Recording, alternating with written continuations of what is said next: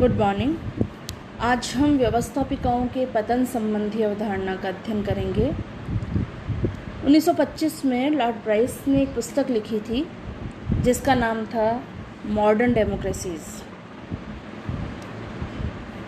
इस पुस्तक में उन्होंने व्यवस्थापिकाओं के पतन की चर्चा की थी और किन कारणों से व्यवस्थापिकाएं पतन की ओर जा रही है इस तथ्य का प्रतिपादन किया था। व्यवस्थापिका का पतन से क्या तात्पर्य है,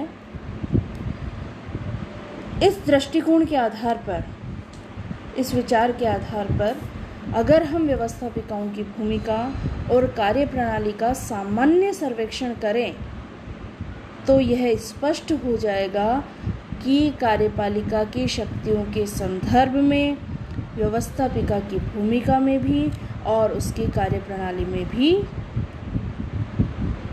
अवनति हुई है। वर्तमान शताब्दी का एक लक्षण और प्रवृत्ति ये भी है कि राजनीतिक संस्थाओं का विकास इस तरह से हो रहा है जिससे कि कार्यपालिका की शक्तियों में बहुत वृद्धि हुई है। आज का हमारा युग चिंता का युग है, तीव्रता का युग है और ऐसे युग में एक इस तरह के संगठन की आवश्यकता है जो तीव्रता से, जो शीघ्रता से कार्य कर सके। और व्यवस्थापिका का संगठन और व्यवस्थापिका की कार्यप्रणाली तीव्र गति से कार्य करने वाली संस्था नहीं हो सकती। ऐसी संस्था तो कार्यपालिका ही हो सकती है। यद्यपि लोकतांत्रिक शासन व्यवस्था में व्यवस्थापिका आज भी महत्वपूर्ण है तथा कुछ बातों में उनकी शक्तियों में, उसके कार्यक्षेत्र में वृद्धि भी हुई है, लेकिन कार्यपालिका की अपेक्षा अगर हम देखें तो उसकी शक्तियों में कमी ही हुई है और इसे ही व्यवस्थापिका की अवनति या व्यवस्थापिका के पतन का नाम दिया गया है। इसे ही व्यवस्थापिका की अवनति कहा गया है या पतन कहा गया है। व्यवस्थापिका के पतन के जो सामान्य कारण रहे हैं वे इस प्रकार हैं। सबसे पहला कारण तो कार्यपालिका के कार्यों में ही अभूतपूर्व वृद्धि हुई है। अपने जो परंपरागत कार्य रहे हैं कार्यपालिका के, उसके अतिरिक्त भी आजकल कार्यपालिकाएं कुछ ऐसे कार्य करने लगी है जिससे उसकी शक्तियों में वृद्धि हुई है। आर्थिक नियोजन जैसे कार्य, योजनाओं का संचालन, ये कार्यपालिका के प्रमुख दायित्व बन गए हैं। और आज के समय में अगर हम देखें तो 95% विधेयक संसदीय शासन व्यवस्था में तो प्रत्यक्ष रूप से और अध्यक्षात्मक शासन प्रणाली में अप्रत्यक्ष रूप से कार्यपालिका के द्वारा ही प्रस्तुत किए जाते हैं।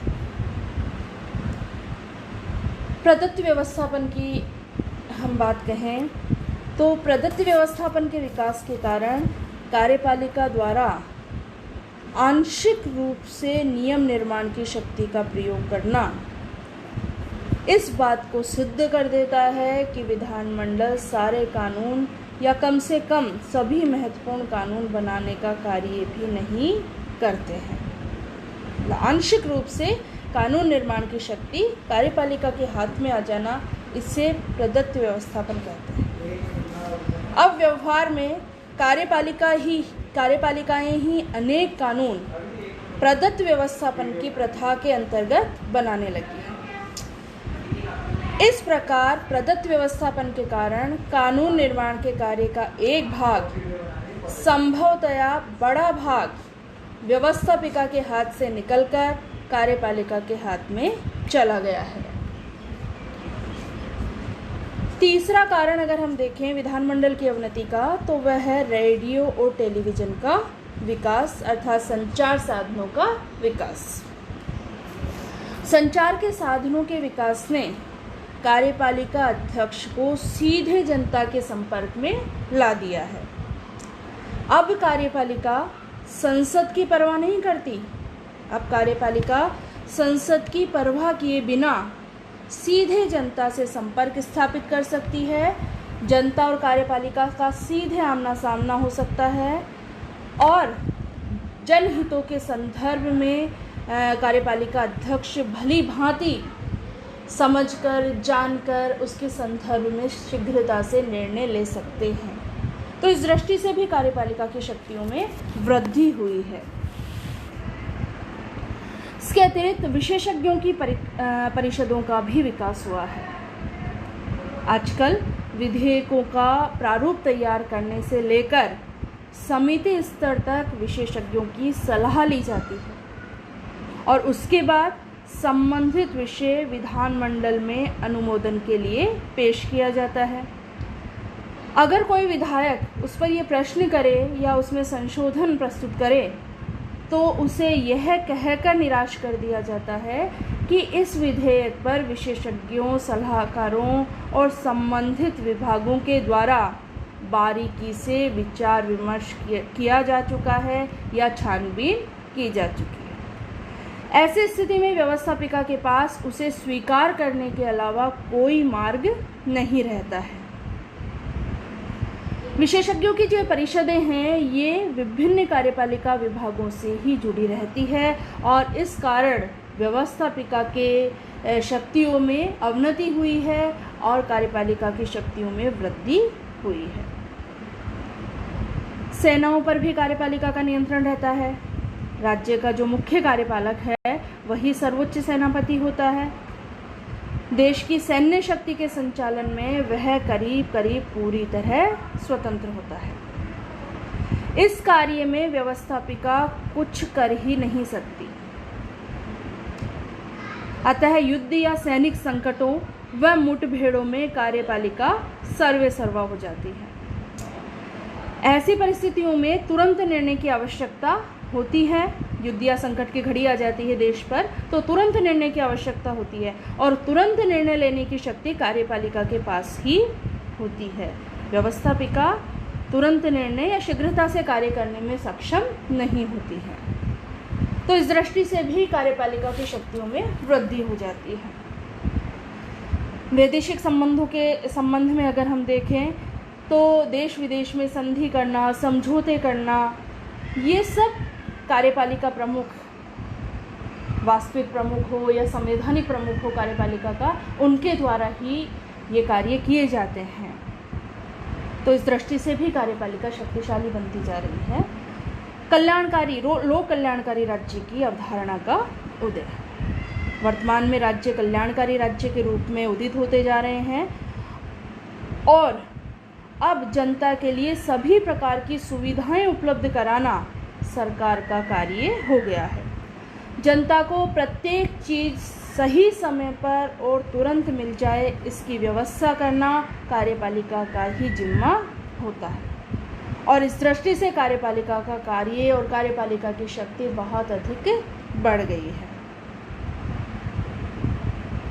इसके अलावा बड़े बड़े अनुशासित दलों का विकास होना,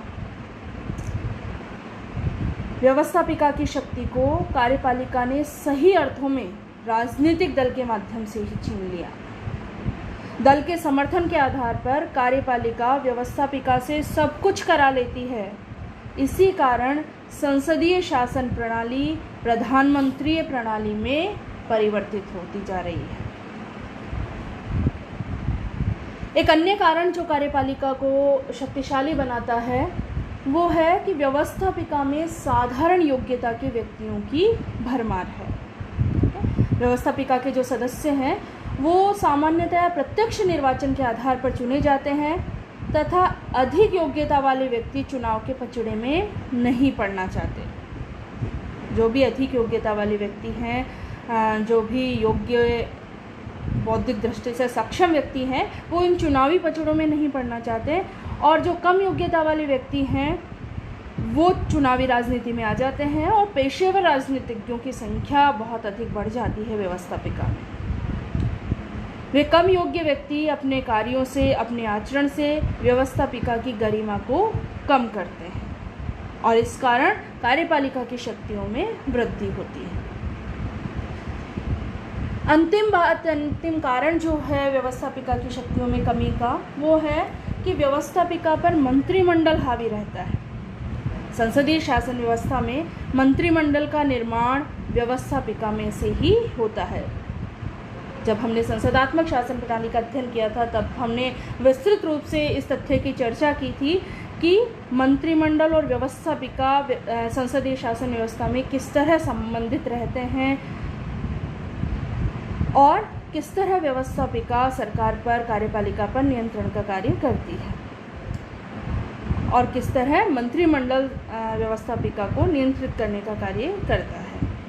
तो संसदीय शासन व्यवस्था में मंत्रिमंडल का निर्माण व्यवस्थापिका से होता है, ये सिद्धांत की बात है और कहने के लिए ही मंत्रिमंडल व्यवस्थापिका के प्रति उत्तरदायी होता है, किंतु व्यवहार में अपने बहुमत के आधार पर, बहुमत के बल पर और दलीय अनुशासन के नाम पर जो सत्तारूढ़ दल है, जो सत्तारूढ़ मंत्रिमंडल है, वह व्यवस्थापिका पर हावी रहता है।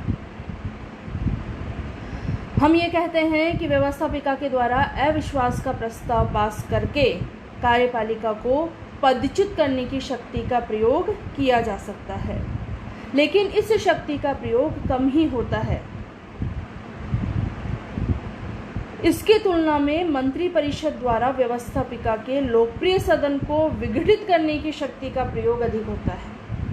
अर्थात व्यवस्थापिका के द्वारा अविश्वास का प्रस्ताव पारित करके मंत्रिमंडल को हटाने की शक्ति का प्रयोग तो कम होता है, लेकिन मंत्रिपरिषद के द्वारा व्यवस्थापिका का जो लोकप्रिय सदन होता है उसे विघटित करने की शक्ति का प्रयोग वर्तमान में अधिक हो रहा है।